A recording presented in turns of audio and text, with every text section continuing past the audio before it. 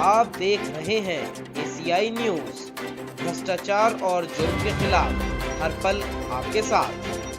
नमस्कार, मैं Saveri anti corruption India news channel से स्वागत है आपका। इस समय मैं उत्तर प्रदेश के कानपुर शहर में मौजूद है और यहाँ पे हमारा ग्राउंड लेवल पे सर्वे चल रहा है। जितने भी कल्याणकारी कार्य लोग कर रहे हैं, खासकर जो एनजीओज हैं, जिसमें भी हम लोग ने देखा कि हमारे एंटी करप्शन न्यूज़ चैनल पे लोगों ने खास करके सराहनीय कार्यों का जो है न केवल सराहना की है, बल्कि इससे हमको बताया है कि इन्होंने कोरोना काल में जहां एक तरफ लोग 2 गज की दूरी और मास्क है जरूरी को लेकर घरों पे बैठे रहे लॉकडाउन में, ऐसे में कई ऐसे समाज सेवी संस्थाएं जिन्होंने ग्राउंड लेवल पे आकर लोगों को तक मदद पहुंचाई है। और साथ में हम लोग ने देखा उन्होंने सारे शासन के दिशा निर्देशों को फॉलो करते हुए लोगों के साथ भलाई करी है। इसी क्रम में हमारे सामने एक नाम निकल के आया ऋषभ मोटर के मालिक श्री श्याम गुप्ता जी का, जो कि कानपुर व्यापारी एसोसिएशन के पदाधिकारी भी है। आइए सीधे इसी से संबंधित जानकारी लेते हुए सर, स्वागत है आपका हमारे न्यूज़ चैनल में।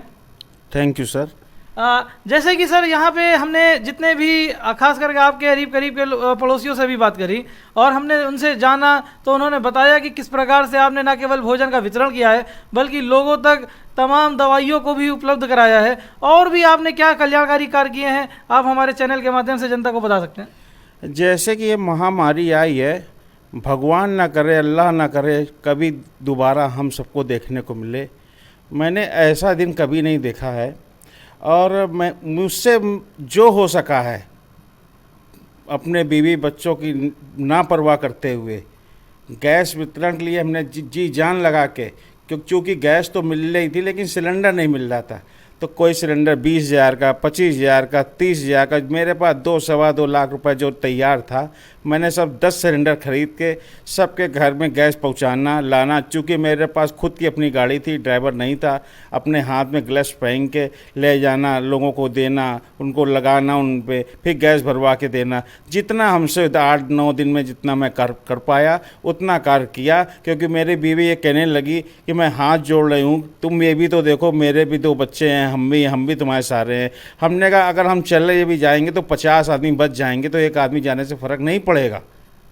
लेकिन जो भी हो सका वो मैंने किया, और जो भी ऐसा कभी मुझे कुछ और कार्य करने को मिलेगा तो मैं तन मन धन से करूँगा और करता रहूँगा जब तक मेरी सांस चलेगी। सर, हम जानना चाहेंगे जिस प्रकार से कालाबाजारी हो रही थी ऑक्सीजन सिलेंडर की और काफ़ी महंगे पड़ रहे थे, ऐसे में आपने जैसे कि बताया कि हमने 10 सिलेंडर लिए, तो आखिर आपको क्या रेट के मिले?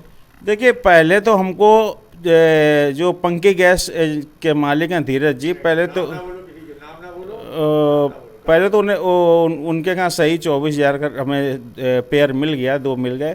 फिर उसके बाद हमें 30,000, फिर कहीं 48 का, कि चूँकि मुझको क्या था, जहाँ भी मैं जाता तो क्या भाई सिलेंडर आप ले आओ, गैस हम दे देंगे, आप सिलेंडर ले आओ मैं दे दूँ। चूँकि मैं गैस कहाँ लेता जब तक सिलेंडर नहीं था मेरे पास, तो मैंने कुछ भी हो जाए, जो मेरे पास पैसा उस टाइम तैयार था, पार्टी की मैंने गाड़ी भी खरीदी, नगद पैसा तैयार था 2.25 लाख रुपये के आसपास। तो मैंने सोचा सिलेंडर खरीद डालेंगे, चाहे कुछ चाहे बाद में कूड़े के भाव बिके। तो मैंने फिर 10 सिलेंडर खरीद के लोगों को देना है, जिसके घर रात में खाली हो गया रात में उठा के फिर सुबह किसी को देना है। और अपने पास पिकअप गाड़ी थी, चूँकि मैं सब गाड़ियाँ चला लेता हूँ, स्कूटर से लेकर ट्रक तक कोई ऐसी गाड़ी नहीं जो मैं न चला पाता, चूँकि मैं भी ड्राइवर रह चुका हूँ, बॉम्बे कानपुर गाड़ी चलाता था। मेरे पिताजी के पास ट्रांसपोर्ट थी, तो हम लोग परिवार मोटर ट्रांसपोर्ट लाइन से शुरू से जुड़े हैं, तो हमें इसमें कोई भी परेशानी दिक्कत नहीं हुई। हाँ, बस दिक्कत हुई 2-3 जगह, जो लोगों ने कहा रात में सिलेंडर 1:30 बजे से पहुंचाना है, तो चूँकि मेरा जो ऑफिस है वो बेसमेंट में है, तो मुझे अकेले आदमी को उठा के लाने में थोड़ा, क्योंकि वजनदार होता है, तो उठा के लादने में फिर निकालने में थोड़ी दिक्कत हुई। लेकिन मैं साहस नहीं छोड़ा, साहस बिल्कुल नहीं छोड़ा मैंने। और ऊपर वाले ने मुझे साहस पहुँच दिया। मैंने कहा कोरोना कैसे हमको छुएगा, हम देख लेंगे कोरोना कितना बड़ा कोरोना है। श्याम गुप्ता जी, जैसे कि आपने यहाँ पे सिलेंडर का वितरण किया, जी। तो केवल जो है वो अपने कानपुर जनपद में रहा या इसके भी बाहर जाके आपने इसका वितरण किया? देखिए, कानपुर जनपद ही बहुत बड़ा जनपद है। हम उतना लंबा काम नहीं कर सकते थे, ना मेरे पास व्यवस्था थी, ना मेरे पास टूल्स थे, ना कोई मेरे पास पीछे से बैग थी कि मैं और कानपुर देहात या कन्नौज या उन्नाव जाके करता। चूँकि इतनी किल्लत कानपुर में ही थी, हम पूरी नहीं कर पा रहे थे। एक को दिया, दूसरे का फ़ोन आ रहा, दूसरे को दिया, भाई उनसे शाम से बोलो, तीसरे का फ़ोन आ रहा। चूँकि मेरे एक एक दिन में 300-300 काले रिसीव करना, फिर सिलेंडर लाना, फिर वितरण करना, फिर खाली सिलेंडर लेना, और सिर्फ ना मेरे पास ड्राइवर, ना मेरे पास पीछे कोई सेकंड सिलेंडर उठाना भी, लाइन भी हमें को लगाना, भरवाना भी हमें को, पहुंचाना भी हमें को, और फ्री ऑफ कास्ट। मैंने जितने भी 77 सिलेंडर दिए हैं, मैंने किसी से 10 रुपए के गुनाहगार नहीं हूँ।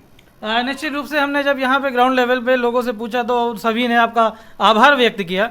और हम ये भी जानना चाहेंगे, जैसे कि आपके परिवार में, क्योंकि जो जितने भी सकारात्मक कार्य कोई करता है तो निश्चित रूप से उसके परिवार में खास करके उनके अपने जो बच्चे होते हैं वो पूरी तरह से सेटल होते हैं। कहीं ना कहीं जो आपके तरफ से जितने भी पुण्य कार्य किए जा गए हैं तो उनका सीधे सीधे प्रतिफल वो आपके बच्चों को मिला है। तो आपके बच्चे कहाँ कहाँ सेटल हैं? मेरा जो छोटा बच्चा है वो सिक्किम में है, मणिपाल में, होटल मैनेजमेंट में, और बड़ा बेटा जो है IAS की तैयारी में है, वो दिल्ली में है। हम ये जानना चाहेंगे कि अभी हाल फिलहाल में, जैसे कि अभी लॉकडाउन की प्रक्रिया में आपके व्यापारी वर्ग को काफ़ी खास करके नुकसान पहुंचा है, तो आखिर इसको लेके किसी प्रकार का ज्ञापन आपने मुख्यमंत्री महोदय को या स्थानीय स्तर पर जिलाधिकारी महोदय को दिया, और खास करके आपका जो कानपुर व्यापारी एसोसिएशन है उसकी तरफ से? देखिए, ज्ञापन तो जरूर देंगे, लेकिन अभी तक ये था कि लॉकडाउन चल रहा है। अब ये थोड़ा माहौल ठंडा हुआ है, क्योंकि चूँकि इतना जो सरकारी लोग, अधिकारी, कर्मचारी खुद ही बेचारे इतने परेशान थे, तो उनके अभी हम जाके ज्ञापन क्या दें? ज्ञापन देंगे, लेकिन थोड़ा ये माहौल जरा ठंडा और हो जाए, तब अपनी बात, अपनी जो भड़ास है वो निकालेंगे। और जो जिसने ये इंजेक्शन बेचा 33,000 का, ये इनका जवाब इनको ऊपर जाके देना पड़ेगा। ये मौत मांगेंगे, लेकिन ईश्वर मौत नहीं देगा।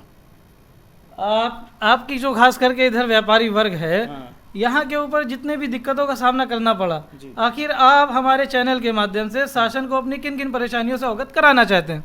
मैं शासन से यही कहना चाहता हूँ कि मंदिर, मस्जिद, मूर्तियाँ लगवाना कम कर दें। पटेल जी हम सबके मार्गदर्शन किया है, मूर्तियाँ कम करें। हॉस्पिटल है, जो बच्चे नहीं पढ़ पा रहे, कार पे शीशे में हाथ छोड़ते कि हमें 10 रुपये दे दो, 5 रुपये दे दो, कम से कम इतना तो करें। बेचारे 2-2, 3-3, 4-4 साल के लड़के जो शीशे में कपड़ा मार के 2 रुपये मार रहे हैं, इससे बदतर ज़िंदगी और क्या होगी जहां हम लोग जी रहे हैं। तो निश्चित रूप से आप चाह रहे हैं कि समाज में जितने भी कल्याणकारी कार्य, खासकर हमारे इधर माननीय मुख्यमंत्री योगी आदित्यनाथ जी कर रहे हैं, इस लॉकडाउन में जिस प्रकार से आप व्यापारी वर्ग का भी उनको सपोर्ट मिला। हमने देखा कि लॉकडाउन तो बाद में लगा, पहले से ही व्यापारी वर्ग ने माननीय मुख्यमंत्री जी को अपनी तरफ से सपोर्ट भेजना शुरू कर दिया था कि इस सेकेंड वेव में आपका पूरा सहयोग रहा। तो इसको लेकर आप खास करके माननीय मुख्यमंत्री योगी आदित्यनाथ जब इधर एक बहुत बड़ा अभियान टीकाकरण का चल रहा है, तो इसमें किस प्रकार से आपकी सहभागिता है? देखिए, टीकाकरण अभियान बहुत अच्छा चल रहा है और हमें बहुत खुशी है कि टीका सबको लग रहा है। कुछ समय आगे बढ़ गया, क्योंकि इतनी अपनी 130 करोड़ की जनता अपने हिंदुस्तान की है, तो इतना प्रोडक्शन इतना जल्दी तैयार तो नहीं होता है। लेकिन थोड़ा दुख एक जगह आता है हमको, कि मैं प्रधानमंत्री जी का, अगर कभी हो सकता है बात मेरी सुने, कि पहले घर में रोटी देनी चाहिए, उसके बाद विदेश में रोटी देनी चाहिए। मतलब जो टीके आपको लग रहा है कि विदेशों में गए हैं, उसको लेकर कहीं ना कहीं एक प्रश्न आपके मन में है? जी जी, बिल्कुल प्रश्न है। पहले हम अपने बच्चों को खिलाएंगे, उसके बाद हम विदेश जाके वहाँ पर खिलाएंगे ना।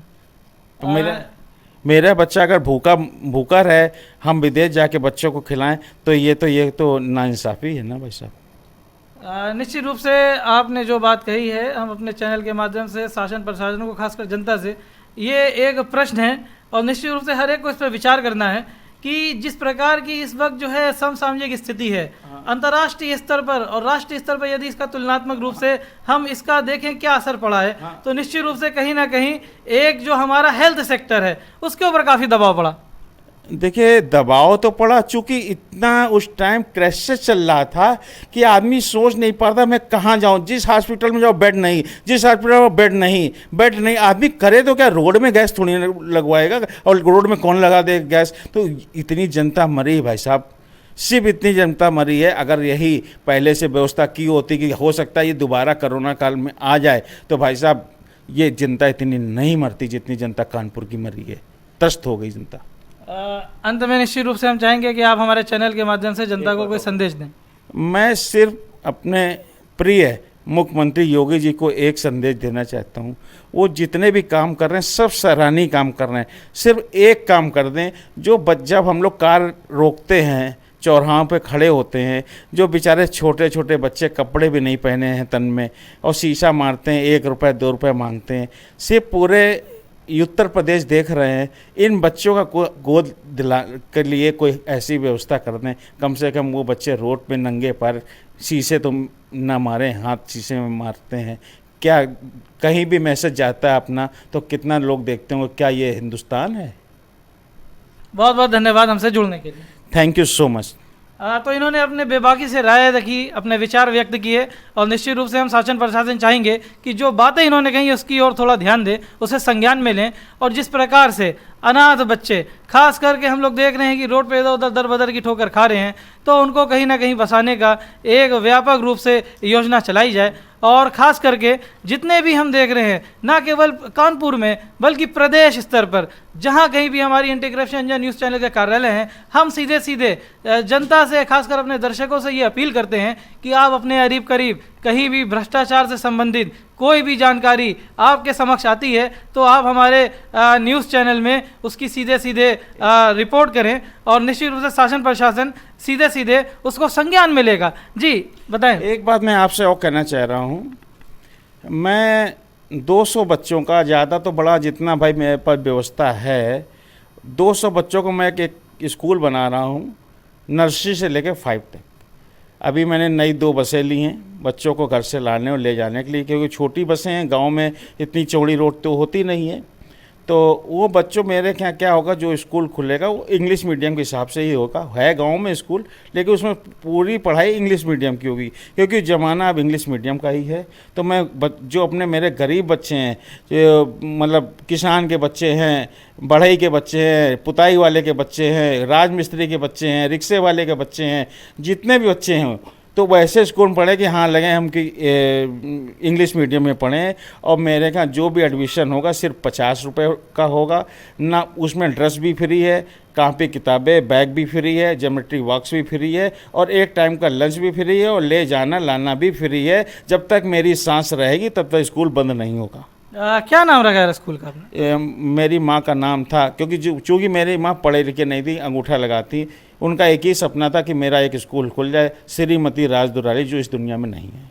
तो देखा जाए शिक्षा के क्षेत्र में भी आपकी तरफ से वो सराहनीय प्रयास किया जा रहा है। इस शिक्षा के क्षेत्र को लेके जैसे कि आपने बताया कि इसको आप ग्रामीण परिवेश में खोल रहे हैं कि ताकि सीधे जो लोग पूरी तरह से संसाधनों से कहीं ना कहीं अभाव में अपने जीवन को व्यतीत कर रहे हैं, उन तक के शिक्षा की पहुंच हो और वो सीधे मेन स्ट्रीम में जुड़ सकें। तो इसको लेकर के बहुत अच्छी बात है कि आपने स्वयं प्रयास करके, लेकिन इसमें खास करके जो आपका कानपुर व्यापार एसोसिएशन है, इसकी तरफ से क्या योगदान है?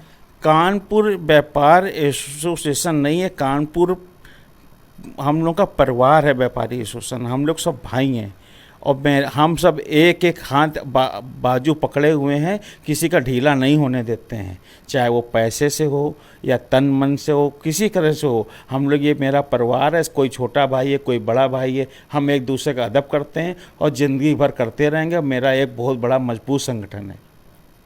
बहुत बहुत धन्यवाद हमसे जुड़ने के लिए। Thank you so much. निश्चित रूप से इन्होंने जितनी भी अपनी राय रखी उसमें खास करके शिक्षा के क्षेत्र में जैसे कि बताया कि इनकी तरफ से जो कार्य किए जा रहे हैं, हमारा चैनल इसको निश्चित रूप से सराहना करता है। हम चाहेंगे कि जिस प्रकार से ग्रामीण परिवेश के लोग वो खास करके शिक्षा के क्षेत्र में मेन स्ट्रीम से जुड़ें।